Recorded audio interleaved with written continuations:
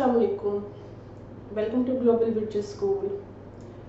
I am Dr. Jadwano. This is your chemistry first year class. Students, हम chapter 2 का topic properties of cathode raise पढ़ने जा रहे हैं आज। और properties of cathode ray basically applications है डिस्चार्ज ट्यूब एक्सपेरिमेंट की।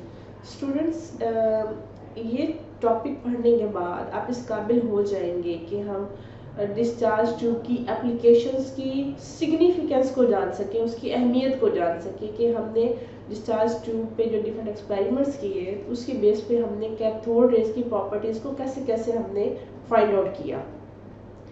जस्ट मैं आपको रिकॉल करवाते जाऊँ डिस्चार्ज ट्यूब, क्योंकि हम इस पूरे टॉपिक में डिस्चार्ज ट्यूब को पे एप्लीकेशन डिफरेंट एक्सपेरिमेंट्स करने जा रहे हैं, तो आपको डिस्चार्ज ट्यूब के बारे में पता होना चाहिए। डिस्चार्ज ट्यूब क्या है? बेसिकली एक ग्लास ट्यूब है, ये आपके सामने है। और ग्लास ट्यूब के इसके जो टोटल 5 to 6 कंपोनेंट्स हैं, ये आपको मैंने बहुत डिटेल से पिछले टॉपिक में आपको बताया कि एक तो ये ग्लास ट्यूब है, ग्लास से बनी हुई है, इसके अंदर गैस फिल्ड होती है और इसके 2 इलेक्ट्रोड्स होते हैं, एक एनोड और कैथोड। ठीक है, कैथोड तब होता है जब वो बैटरी के नेगेटिव टर्मिनल के साथ अटैच हो, और एनोड कब होता है जब वो बैटरी के पॉजिटिव टर्मिनल के साथ अटैच हो। और एक हाई वोल्टेज बैटरी होती है और एक वैक्यूम पंप होता है, क्योंकि हमें डिस्चार्ज ट्यूब के अंदर प्रेशर को लो रखना है 0.01 टॉर। और हम वोल्टेज कितना अप्लाई करते हैं आपको मैंने पहले भी बताया था, वो 5000 to 10,000 वोल्ट्स। तो उस वक्त कैथोड रेज प्रोड्यूस होती हैं जो कि कैथोड यानी नेगेटिव की तरफ से पॉजिटिव की तरफ ट्रैवल करना शुरू कर देती हैं। तो अब हम यही देखेंगे, इसी डिस्चार्ज ट्यूब को थोड़ी सी मॉडिफिकेशन हुआ करेगी डिस्चार्ज ट्यूब की शेप में। बेसिकली उसके सारे कंपोनेंट्स यही रहेंगे। तो इसके अंदर जो कैथोड रेज होंगी तो हम उस कैथोड रेज पे डिफरेंट चीज़ें अप्लाई करेंगे, उसकी प्रॉपर्टीज़ के बारे में हम स्टडी करेंगे। स्टूडेंट्स, इसमें जो फर्स्ट हमारे पास है प्रॉपर्टीज ऑफ कैथोड रेज में, ये एक बिल्कुल कैथोड ट्यूब या डिस्चार्ज ट्यूब है। इसके बेसिक कंपोनेंट्स वही हैं, सिर्फ इसकी जो ग्लास ट्यूब की शेप में फ़र्क है। ये देखिए, इसमें कैथोड भी है, एनोड भी है, यहाँ पे इसके साथ वैक्यूम पंप भी लगा हुआ है, ये बैटरी हाई वोल्टेज बैटरी भी है। और इसके एक एंड पे ये एक फोटोग्राफिक प्लेट लगाई होती है। ठीक है, और अब किया क्या है, जे पैरन ने 1895 में, अब जब हम वोल्टेज ऑन करते हैं और लो प्रेशर पे, तो क्या करते हैं, यहाँ से कैथोड रेज प्रोड्यूस होना शुरू हो जाती है।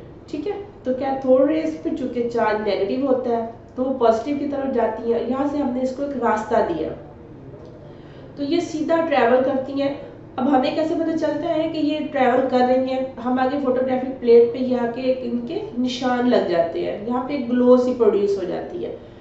तो जब कोई भी चीज़ नहीं है तो ये कैथोड रेज स्ट्रेट आके पॉइंट बी पे स्ट्राइक कर रही है। अब क्या किया जे पैरन ने 1895 में, जहां से कैथोड रेज पास हो रही थी उसके गिर्द ये एक मैग्नेटिक फील्ड अप्लाई कर दिया। ठीक है, मैग्नेट जिसका एक साउथ पोल होता है, एक नॉर्थ पोल होता है। तो जैसे ही ये रेज इस मैग्नेट के पास से गुजरी, इसके इफेक्ट के इन्फ्लुएंस में आई, तो ये क्या हुआ कि ये बिल्कुल उस जो साउथ पोल की तरफ एक परपेंडिकुलर उसके बेंड कर गई है। तो ये बी के बजाय उन्होंने स्ट्राइक किया, सी पे स्ट्राइक किया।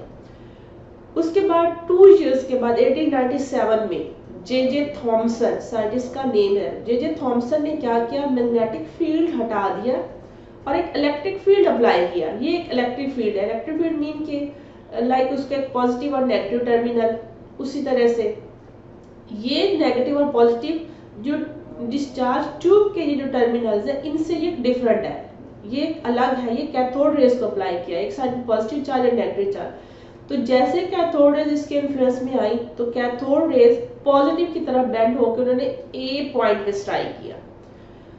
अगेन क्या किया, फिर उन्होंने के पॉजिटिव यानी जो इलेक्ट्रिक फील्ड है, ये एक है हमारे पास इलेक्ट्रिक फील्ड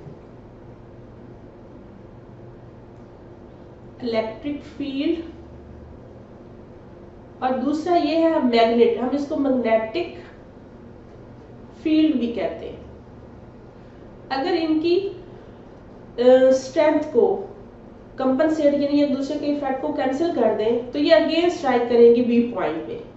अब यहाँ से स्टूडेंट्स आप क्या ऑब्जर्व कर सकते हैं कि जब मैग्नेटिक फील्ड अप्लाई किया तो वो भी उसकी बेंड हो गई, जब इलेक्ट्रिक फील्ड अप्लाई किया तो वो भी बेंड हो गई टुवर्ड्स द पॉजिटिव पोल।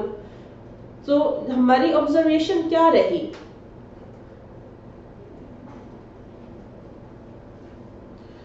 कि cathode rays they bend towards the positive pole, कि वो पॉजिटिव पोल की तरफ बेंड हो गई है, ठीक है।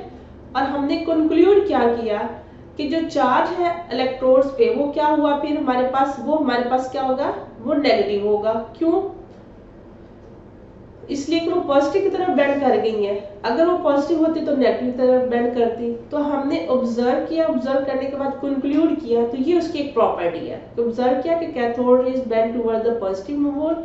इट मींस कि कैथोड रेज की प्रॉपर्टी क्या है कि प्रॉपर्टीज क्या है कि there is a negative charge on the cathode rays. और बाद में ये इसकी चार्ज और उसका मैस कैलकुलेट करके चार्ज टू मैस रेशियो भी फाइंड आउट की गई, जो कि 1.758 10 रेज़्ड पर 11 कूलम्स पर किलोग्राम है।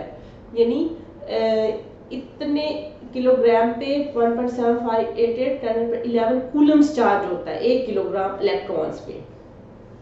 अब हम देखते हैं सेकंड प्रॉपर्टी, ठीक है। ये अगेन वही डिस्चार्ज ट्यूब है, जस्ट उसकी शेप में थोड़ा फर्क है, बेसिकली वही चीजें हैं कि ये देखिए एक इसका ये वैक्यूम पंप है, इलेक्ट्रोड्स है, ये एनोड है, इस साइड पे कैथोड है, इनको नेगेटिव टर्मिनल के साथ अटैच किया। वही हाई वोल्टेज 5000 टू 10000 और लो प्रेशर 0.01 टॉर। तो जब ये कैथोड रेज प्रोड्यूस हुई तो हमने एक्सपेरिमेंट क्या किया, सॉरी हमने नहीं, ये साइंटिस्ट ने किया 1869 में। अब हम इस वक्त इसको ऑब्जर्व कर सकते हैं, इसको दोबारा से देख सकते हैं। हिटॉफ ने 1869 में कि इसके रास्ते में एक ऑब्जेक्ट रख दिया, ओपेक सा ऑब्जेक्ट। ओपेक वो होते हैं कि जिसमें से रोशनी गुजर ना सके। तो ऑब्जर्व उन्होंने ये रखा, एक्सपेरिमेंट किया, इसके रास्ते में एक ओपेक ऑब्जेक्ट रख दिया, जैसे ये पॉजिटिव का सिंबल है। अब देखा कि उसकी बैक साइड पे उसी का शेडो बन गया। तो अब हमने क्या ऑब्जर्व क्या किया कि cathode rays they cast a sharp shadow. तो हमें इससे क्या पता चलेगा, इट मींस कि cathode rays travel in a straight line. तो ये जो travel in a straight line है, this is the property of cathode rays. तो पहली क्या थी कि cathode rays are negative charge. अब सेकंड क्या है, cathode rays travel in a straight line. अगर ये स्ट्रेट लाइन में ना चलते तो फिर तो ये इधर उधर जाकर इसका कोई ऑब्जेक्ट नहीं बनना था। ये जैसा कि अब मैंने आपको एक पेपर डायग्राम में दिखाया है। तो अब इसका अगर रियल एक्सपेरिमेंट करें तो वो इस तरह से है कि ये देखें डिस्चार्ज ट्यूब है, इसके रास्ते में ओपेक ऑब्जेक्ट रखा। तो कैथोड रेज जब इस साइड पे आएंगे तो जहां पे ओपेक ऑब्जेक्ट था उसके एक शेडो सा बन गया। It means cathode rays travel in a straight line. अब देखें नेक्स्ट एक्सपेरिमेंट में क्या किया कि वही कैथोड रेज डिस्चार्ज ट्यूब है या कैथोड रेज ट्यूब है, उसके इलेक्ट्रोड्स हैं cathode and anode, vacuum pump है और ये हाई वोल्टेज बैटरी के साथ अटैच किया है इसको। इसके अंदर गैस लो प्रेशर 0.01 पे है और 10,000 पे। जब कैथोड रेज प्रोड्यूस हुई तो इसके रास्ते में एक बहुत ही लाइट सा पेडल व्हील सा रख दिया गया, बहुत ही लाइट सा। तो जैसे कैथोड रेज इन पे पड़ी तो ये इसने इसको ऐसे रोटेट करवाना शुरू कर दिया, बहुत लाइट सा है। तो अब हमारी एक्सपेरिमेंट हमने किया, ऑब्जर्व क्या किया कि इसने रोटेट करना शुरू कर दिया पेडल व्हील को। तो इससे कंक्लूड क्या कर सकते हैं, इट मींस कि cathode rays are material particles. ये मटेरियल है तो उसको धक्का देकर उसको मूव करवाना शुरू कर दिया। और अगर ये मटेरियल पार्टिकल्स हैं तो इसका मतलब है कि कैथोड रेज का मोमेंटम भी होता है।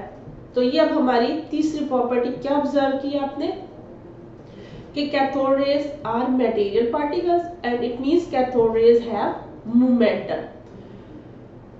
स्टूडेंट्स अब नेक्स्ट एक्सपेरिमेंट है। अब क्या हुआ, ये भी उसी तरह से, ये एक डिस्चार्ज ट्यूब है, ये हमारे पास इधर से कैथोड है यानी ये नेगेटिव है और ये पॉजिटिव किसी भी मेटल का इलेक्ट्रोड बना हुआ है। ये टर्मिनल बैटरी के साथ अटैच है, ये कैथोड ये एनोड। एक बिल्कुल इसमें एक वैक्यूम पंप भी उसी तरह से होता है, इसके अंदर गैस है। और अब थोड़ा सा इसको चेंज किया गया। कैसे कि अब कैथोड रेज को यहाँ से थोड़ा सा कप, फोकसिंग कप, ताकि यहाँ से जो निकले इसको हमने high voltage high atomic mass वाला इलेक्ट्रोड बनाया, एनोड बनाया और उस पर स्ट्राइक किया। तो इसको एक ओवरऑल भी एक बाहर से प्रोटेक्टिंग ये शील्ड दे दी, जिसको हम लेड केसिंग आप कह सकते हैं।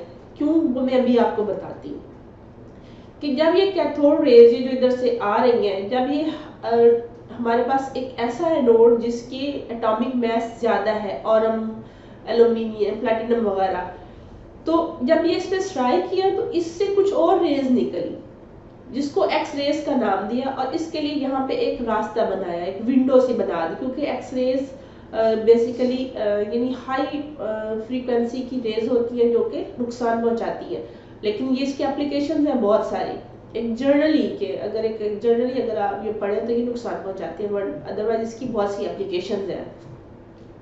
तो यहाँ पे और इसी से बचाने के लिए इसके एक लेड केसिंग भी इसके बाहर लगा दी, और इसके विंडो से इधर से ये एक्सरेज ये ऑब्जर्व की गई है। अच्छा, अब हमने ऑब्जर्व क्या किया कि cathode rays produce X rays, कि जब वो एनोड के ऊपर स्ट्राइक करती हैं तो वहां से एक्स रेज प्रोड्यूस करती हैं। तो इससे हम कंक्लूड क्या कर सकते हैं, या हम कैथोड रेज की कौन सी प्रॉपर्टीज को हम फाइंड आउट कर सकते हैं। क्या है कि cathode rays they can ionise a gas.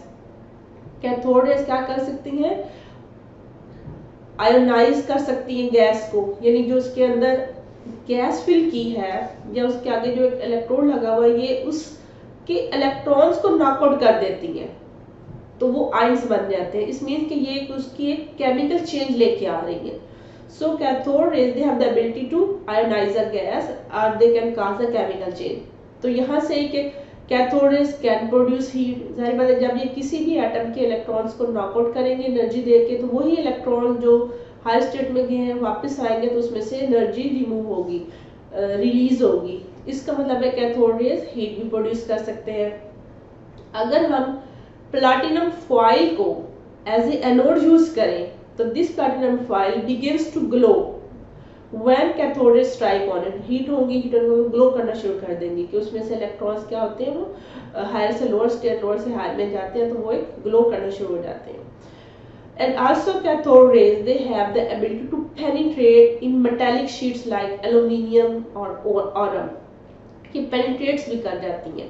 तो ये सारी जो कैथोड रेज ट्यूब या डिस्चार्ज ट्यूब पे एक्सपेरिमेंट किए और डिफरेंट प्रॉपर्टीज हमने ऑब्जर्व की, तो इसकी बेस पे एक ओवरऑल ऑब्जर्वेशन हमारी क्या है, हमारी ऑब्जर्वेशन क्या है जो इसके दौरान सब ऑब्जर्व हुआ। Whatever the gas are vapours use in discharge tube, कि आप डिस्चार्ज ट्यूब में कोई भी गैस यूज करते हैं, मिक्सचर ऑफ गैसेस यूज करते हैं, आप कोई वेपर्स किसी लिक्विड के vapours as a gas use करते हैं, कुछ भी आप उसके अंदर यानी कोई भी गैस यूज करते हैं, और उनकी जब charge to mass ratio find out करते हैं और उधर से इलेक्ट्रॉन की charge to mass ratio find out करते हैं, वो हमेशा एग्जैक्ट आती है।